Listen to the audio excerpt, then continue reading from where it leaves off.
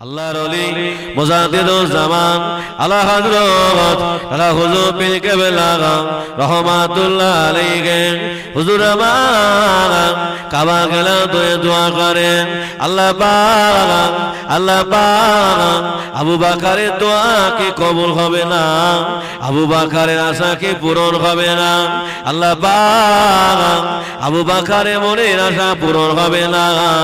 আল্লাহর ওলি মুজাদ্দিদুজ জামান দাদা হুজুর পীর কেবলা হুজুর আমার দোয়া করে আরবের বাদশার কাছে চলে গেলেন। ও বাবা বাদশাহ নামদার, আমি বাংলার আবু বকর এসেছি বাবা, একটা বার আমার পারমিশনটা করিয়ে দাও। বাদশাহ বলছেন না না, আপনি চলে যান, পৃথিবীর কোন মানুষের জন্য থাকা পারমিশন না। ও আল্লাহ বান্দারা, আল্লাহর ওলি হুজুর আমার চলে গেলেন কাবা শরীফে। হুজুর আমার কাবা চাতলে ঘুমিয়ে পড়েছেন। গভীর রাত, নিশতি রাত হয়ে গেল, আমার আপনার নবী আর থাকতে পারেন না। হুজুর আমার বাদশাকে জানিয়ে দিলেন, ও বাবা বাদশাহ নামদার, আমার বাংলার আবু বকর এসেছেন। আমি রাসূলুল্লাহ জানিয়ে দিলাম, আমার আবু বকরের জন্য পারমিশনটা করে দাও। জোরে হবে না? কে করলেন? আল্লাহ রাসূল বলেন, বাদশাহ আমার বাংলার আবু বকর এসেছে, একটা বার আমার রওজায় থাকার পারমিশনটা করিয়ে দাও। দাদা পীর কেবলা ফজরের নামাজের পরে হুজুর আমার আবার চলে গেলেন। বাদশাহ নামদার হুজুরকে দেখে দাঁড়িয়ে গেলেন, হুজুর বেয়াদবি মাফ করুন, আমি আপনাকে চিনতে পারি, আপনি যান, আমি কি পারমিশন করব? স্বয়ং রাসূলুল্লাহ আপনার পারমিশন করিয়েছেন। জোরে হবে না? দাদা পীর কেবলা বললেন, বাবা আমার সঙ্গে অনেক ভক্ত এসেছে বাবা, আমি সবাইকে নিয়ে যেতে পারবো না, আমি 8 জনকে নিয়ে যেতে চাই। তার ভিতরে ছিলেন দাদা পীরের 2 কলিজার টুকরা আমার বসিরহাটের বড় মাওলানা আল্লামা হুজুরকে নিয়ে সারা রাত ধরে কথোপকথন করে হুজুর আমার ফজরের আগে নেমে আসছেন। হুজুরের চোখ দিয়ে টপ টপ করে পানি গড়িয়ে যায়। হুজুরের ভক্তরা জিজ্ঞাসা করলেন, আল্লাহর ওলি আপনি কাঁদছেন কেন? আল্লাহ তো আপনার দোয়া কবুল করেছেন।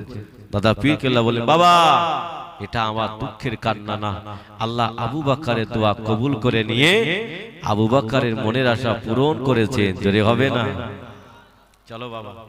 দাদা পীর কেবলা বলেন, বাবা আমি আর একটা জায়গায় যেতে চাই, সবাই আমার সঙ্গে যেতে পারবে না, আমার সঙ্গে 3 জন মানুষ যাবে, আমার 2 কলিজার টুকরা আমার বড় মাওলানা সাহেব। কোথায় যাবে? আম্মা জান খাদিজাতুল কুবরার কবরটা একটু জিয়ারত করতে যায়। চলে গেলে দাদা পীর কেবলা হুজুর আমার দোয়া করছেন, পিছনে দাঁড়িয়ে দাঁড়িয়ে হুজুররা আমিন আমিন করছেন। দাদা পীর কেবলা বলে, বা বড় মাওলানা একটা বার চোখটা বন্ধ করে দাও। আল্লামা হুজুর কেবলা চোখটা বন্ধ করে দিলেন। দাদা পীর কেবলা জিজ্ঞাসা করলেন, বা বড় মাওলানা তোমার চোখে কিছু দেখতে পাও? আল্লামা হুজুর কেবলা বললেন, হুজুর আমি রুহুল আমিন দেখতে পাই। আম্মা জান খাদিজাতুল কুবরার কবর থেকে একটা নূরানি আলো আসমানের দিকে চলে গেল। জোরে হবে না? আল্লাহ বান্দারা, ওগো যুবকেরা, দাদা পীর কেবলা বললেন, ও বাবা বড় মাওলানা আল্লাহ আবু বকরের আশা পূরণ করেছে, চলো বাবা চলো বাবা আমরা চলে যাই, আর থাকবো না। রাসূলের রওজা জিয়ারত করলেন দাদা পীর কেবলা আল্লামা হুজুরকে নিয়ে। হুজুর আমার বাড়ি আসলেন। ও আল্লাহর বান্দারা, আল্লাহর ওলি হুজুর আবার বাংলাদেশে জলসা করতে যাবেন। হুজুরের হাতে হাত দেওয়ার জন্য সবাই রাস্তা ধারে দাঁড়িয়ে আছে। আজকে যেমন ফুরফুরা শরীফ থেকে পীর সাহেব হুজুর এসেছেন, আখিরি দোয়া করবে, সকলে বসে আছে। দাদা পীর কেবলা হুজুর আমার বাংলাদেশের নোয়াখালী জলসা করতে যাচ্ছে, তা হুজুরের হাতে হাত দেওয়ার জন্য সবাই রাস্তার ধারে দাঁড়িয়ে আছে। একটা অন্ধ বাচ্চা ছেলে মাকে বলছেন, মা আমাকে একটু নিয়ে যাবে? কোথায় যাবে? আজকে ফুরফুরা দাদা পীর কেবলা আমাদের গ্রামে আসে, মা আমি একটু দাদা পীরকে দেখতে চাই। মা বলে, বাবা ছেলে তোমার চোখ দুটো তো অন্ধ বাবা, তুমি দাদা পীরকে দেখতে পাবে না। অন্ধ বাচ্চা ছেলেটা বললেন, মা দাদা পীরকে আমি দেখতে না পেলেও আল্লাহর ওলি তো আমাকেই দেখতে পাবে। একবার জোরে হবে না? আল্লাহ বান্দারা, ও গো যুবকেরা, ও জওয়ানেরা, মা জননী এমন মা, আজকে আমরা ওই মা বাপকে খেতে দেই না, ওই মা বাপের সঙ্গে কথা বলি না। আল্লাহ রসুল বলেছেন, তুমি যদি নামাজ পড়ো, রোজা করো, হজ করো, তোমার ওই বড় বাপ, তোমার ওই বড় মা তোমার কথা যদি একবার ও শব্দ বলে ফেলে, আল্লাহর বান্দা জীবনটা নষ্ট হয়ে গেল। বাবা, আজকে ওয়াজ বেড়েছে সমাজের মাটিতে, মা বাপের খাওয়া দাওয়া বন্ধ হয়ে গেছে। ছেলে বিয়ে দিলেই আলাদা, আল্লাহ। আবার বৌমা যদি কিছু বলে আবার কেস করছে, বাবা সন্তান বাপ মার নামে কেস করছে। এদিকে আসে নাকি বাবা? আল্লাহ বান্দারা, ও যুবকেরা, মা জননী অন্ধ বাচ্চা ছেলেটাকে নিয়ে সকলের পেছনে দাঁড়িয়ে আছেন। ও আল্লাহ বান্দারা, আল্লাহর ওলি সকলের হাতে হাত দিয়ে অন্ধ বাচ্চা ছেলেটা কাছে গিয়ে বললেন, বাবা ছেলে তুমি কাকে দেখবে বা বলো না। অন্ধ বাচ্চা ছেলেটা বললেন, সরে যান, পিছিয়ে যান, আমি দাদা পীরকে দেখতে চান। সরে যান, পিছিয়ে যান, আল্লাহর ওলিকে আমার কাছে আসতে দেন। সকলে সরে গেলেন। আল্লাহর ওলি অন্ধ বাচ্চা ছেলেটা দিকে তাকে বললে, বাবা ছেলে তুমি আমাকে দেখতে পাও না বাবা, তুমি আমায় চিনতে পাও না বাবা। অন্ধ বাচ্চা ছেলেটা দিকে তাকে দেখলে চোখ দুটো অন্ধ হয়ে গেছে। আল্লাহর ওলি আর থাকতে পারে না। হুজুর আমার দুটো হাত তুলে দোয়া করে, আল্লাহ পাক আমি আবু বকর, আমি আমার জন্য দোয়া করে না। এই অন্ধ বাচ্চা ছেলেটা আমার দেখার জন্য রাস্তা ধারে দাঁড়িয়ে আছেন। আল্লাহ পাক আমার দোয়া কবুল করে নিন। এই বাচ্চা ছেলেটা চোখ দুটো ভালো করে দেন। আল্লাহ বান্দারা, দাদা পীর কেবলা দোয়া করেন, হুজুর আমার গালে থুতু মোবারকটা নিয়ে দুই চোখের উপরে বুলিয়ে দিলেন। আমার আল্লাহ পাক চোখ দুটো ভালো করে দিলে। জোরে হবে না? দাদা পীর কেবলা কাকে ভালোবেসেছে? আল্লাহ, আল্লাহ রসুলকে ভালোবেসেছে। ও আল্লাহ বান্দারা, ওই দাদা পীর কেবলা বসিরহাটে বড় মাওলানা আল্লামা হুজুরকে নিয়ে হুজুর আমার বাংলাদেশে জলসা গিয়েছেন। আসরের নামাজের সময় হয়ে গেল। দাদা পীর কেবলা বললেন, আয় না খালি আলেমের রাগ, আজকে আসরের জামাতের ইমামতি করবে আমার বড় মাওলানা সাহেব। দাদা হুজুর নাম ধরে ডাকতেন না, কি বলতেন? কি বলতেন বলে? আমার বড় মাওলানা। আল্লামা হুজুর যখন শিয়াখলা থেকে ফুরপরাতে যেতে, হুজুর পায়ে জুতো দিতেন না। হুজুর ফুরপরাতে খালি পায়ে যেতে। দাদা পীরের ভক্ত মুরিদরা বললেন, ভাই রুহুল আমিন আপনি পায়ে জুতো দেন না কেন? আল্লামা হুজুর কেল্লা বললেন, আমার পীরের পা কোথায় পড়ে আছে আমি রুহুল আমিন জানি না। আমার পীরের পায়ের উপরে যে আমার জুতো পড়ে যায়, আমি রুহুল আমিন আমার পীরের সামনে মুখ দেখাতে পারবো না। এই কারণে আমি যখনই ফুরপরায় আসি, আমি জুতো পায়ে দিয়ে ফুরপরায় ঢুকি না। একবার জোরে হবে না? আল্লামা হুজুর কেবলা যখন ফুরপরাতে যেতেন, দাদা পীর কেবলা আল্লামা হুজুরকে দেখে দাঁড়িয়ে যেতেন। একবার জোরে হবে না? আল্লামা হুজুর বলতে, হুজুর আপনি আমায় দেখে দাঁড়ান কেন? হুজুর আমার বড় লজ্জা লাগে, আপনি আমাকে দেখে দাঁড়াবেন না। দাদা পীর কেবলা বলে, বাবা আমি তোমাকে দেখে দাঁড়াই না, আল্লাহ তোমার সিনায় যায় এলেম দিয়েছে, আমি আবু বকর ওই এলেমের ইজ্জতে দাঁড়িয়ে যায়। জোরে হবে না? আল্লাহ বাংলারা, ও যুবকেরা, ও জওয়ানেরা, আল্লাহর ওলি দাদা হুজুর পীর কেবলা নোয়াখালী আলেমদের ডেকে বলেছিলেন, ও নোয়াখালী আলেমেরা আজকে আসরের জামাতের ইমামতি করবে আমার বড় মাওলানা সাহেব। নোয়াখালীর মধ্যে হুজুর, আমাদের ভিতরে এত বড় হুজুর থাকা পর রুহুল আমিন নামাজ পড়া, এটা কেমন হয় না বাবা? একটু ভেতরে একটু এলেম তৈরি হয় না? তার অহংকারে বাবা রাস্তাতে যাওয়া যায় না, সালাম দিলে আরে আল্লাহ বাংলারা, যুবকেরা, জওয়ানেরা, এই এলেম ছিল কার? এলেম ছিল ইবলিসের এলেম। আল্লাহ পাক বললেন আমার নবী আদমকে সিজদা করো। যিনি আল্লাহ পাকের ফেরেশতা, মালায়েক ফেরেশতা ছিলেন, উনি বললেন আল্লাহ পাক না, আমি সিজদা করতে পারবো না। কেন না?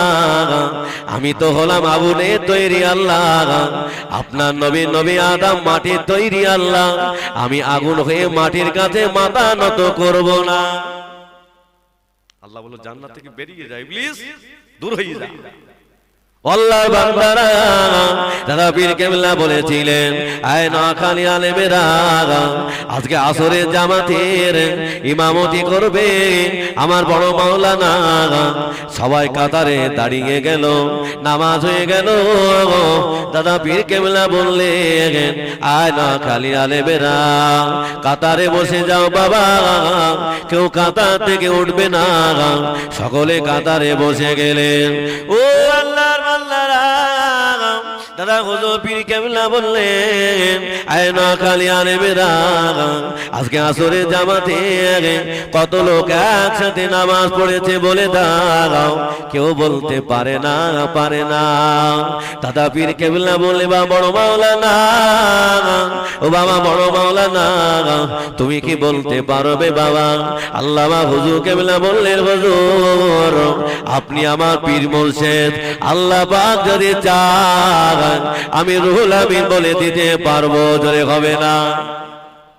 ও আল্লাহ বান্দারা, আল্লাহর ওলি বসিনাটে বড় মাওলানা হুজুর আমার একবার ডান দিকে তাকালেন, একবার বাম দিকে তাকালেন, একবার জমিনের দিকে তাকালেন, আসমানের দিকে তাকিয়ে বললেন হুজুর বেয়াদবি মাফ করুন, আজকে আসরের জামাতে ৯,৯৯৯ জন নামাজ পড়েছেন। জোরে হবে না? কোথায় পাবেন? আল্লামা হুজুরের কিতাব কর্মবীর আল্লামা রুহুল আমিনটা দেখে নেবেন বাবা। দাদা পীর কেবলা বললেন আয় নোয়াখালী আলেমেরা, কাতারের লোক গোনো বাবা, কাতারের লোক গোনা হলো। আল্লামা হুজুর কেবলা কথাটা সঠিক হয়ে গেল। দাদা হুজুর পীর কেবলা বলেছিলেন ও বাবা বড় মাওলানা, কি করে বললে বাবা? হুজুর বেয়াদবি মাফ করুন। হুজুর আমি টান পেরাতে চলে গেলাম, আমি রুহুল আমিন কিছু দেখতে পেলাম না। হুজুর আমি পা পেরাতে চলে গেলাম, আমি রুহুল আমিন কিছু দেখতে পেলাম না। হুজুর আমি জমিনের দিকে তাকালাম, আমি রুহুল আমিন কিছু দেখতে পেলাম না। হুজুর আমি আসমানের দিকে তাকিয়ে দেখলাম, আল্লাহ পাকের আরশ মহল্লায় এই সংখ্যাটা লেখা ছিল। জোরে হবে না? বাবা অসুবিধা হচ্ছে না তো? অসুবিধা হচ্ছে আপনাদের? একবার মহাব্বতে দরুদ আল্লাহুম্মা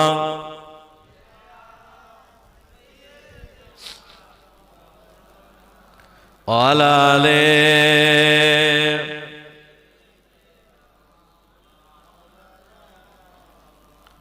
জন্ম আমার নবী যোগে হলে কেমন হতো, জন্ম আমার নবীর যোগে হলে কেমন হতো। দুনয়নে রসূল পাক দেখিলে কেমন হতো,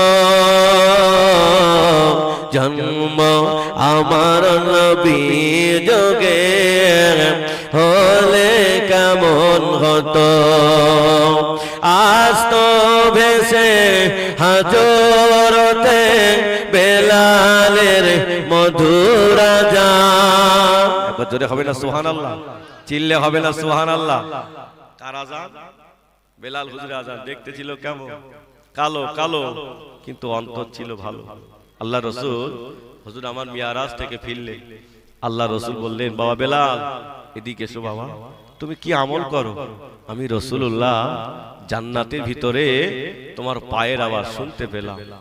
হযরতে বেলাল রাদিয়াল্লাহু আনহু বলছে হুজুর আমি বেশি আমল করতে পারি না, তবে আমি বেলাল আমি সব সময় আমি পবিত্র হালাতেই থাকতাম। জোরে হবে না বাবা? একটা জীবনে আমল করো, পেশাব পায়খানা করে একটু উজু করে জমিনে বেরিয়েও বাবা, আল্লাহর বরকত নাজিল হবে, ওই সংসারে আল্লাহ শান্তি দেয়। হযরত বেলাল রাদিয়াল্লাহু আনহু, আল্লাহ রাসূল বলেন বাবা বেলাল আজান দাও বাবা। হুজুর কাবার সামনে দাঁড়িয়ে আছে। আল্লাহ রাসূল বলেন বাবা বেলাল আজকে আর কাবার সামনে দাঁড়িয়ে না, আজকে কাবার ছাদে দাঁড়িয়ে আজান দাও। হুজুর কাবার ছাদে চলে গেছে। আল্লাহ রাসূল বেলাল রাদিয়াল্লাহু চুপ করে দাঁড়িয়ে আছে, কোন দিকে ফিরে আজান দেবে হুজুর ঠিক করতে পারছে না, কাবার ছাদে দাঁড়িয়ে গেছে। আল্লাহ রাসূল বলেন বাবা বেলাল আজান দাও বাবা। হযরত বেলাল রাদিয়াল্লাহু আনহু বলেছিলেন ইয়া রাসূলুল্লাহ ইয়া হাবিবাল্লাহ, হুজুর আমি আজকে কাবার সাথে দাঁড়িয়ে, আমি এতদিন কাবার নিচে দাঁড়িয়ে কাবার দিকে ফিরে আজান দিতাম, আজকে আমি কাবার সাথে দাঁড়িয়ে হুজুর আমি কোন দিকে ফিরে আজান দেব?